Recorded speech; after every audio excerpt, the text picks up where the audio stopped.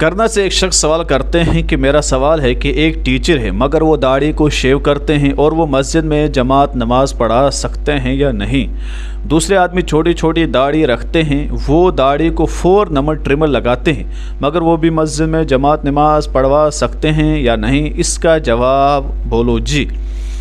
اس کے بارے میں یاد رکھیں، داڑھی کاٹنے والا فاسق ہے، کیونکہ داڑھی رکھنا یہ واجب ہے، اس وجہ سے جو داڑھی کو کاٹے گا وہ فاسق ہے، اور فاسق کے پیچھے نماز پڑھنا مکروہ تحریمی ہے۔ نماز تو ہو جاتی ہے لیکن مکروہ تحریمی گناہ کے ساتھ، اس وجہ سے ایسا شخص امام رکھنا بالکل بھی جائز نہیں جو داڑھی کاٹتا ہو۔ تو آپ کے لیے حکم ہے کہ امام کو بدلے، اس امام کو مسجد کا امام بنائے جو سنت کا پابند ہو، داڑھی رکھتا ہو، داڑھی نہ کاٹتا ہو۔ جو داڑھی کاٹتا ہو وہ چونکہ فاسق ہے، اس وجہ سے اس شخص کے پیچھے نماز نہ پڑھے، ٹھیک ہے؟ یہ جو آپ کی ٹیچر ہے، یا تو امام لائیں، آپ عالم و حافظ ہو، اس کو رکھیں مسجد کا امام، وہ نماز پڑھیں، یا ٹیچر صاحب اگر یہ قرآن پڑھنا سب کچھ جانتے ہیں، مسائل وغیرہ جانتے ہیں، تو انہیں کہیں داڑھی رکھیں پھر نماز پڑھائیں، ورنہ نماز پڑھانے نہ دیں، ٹھیک ہے؟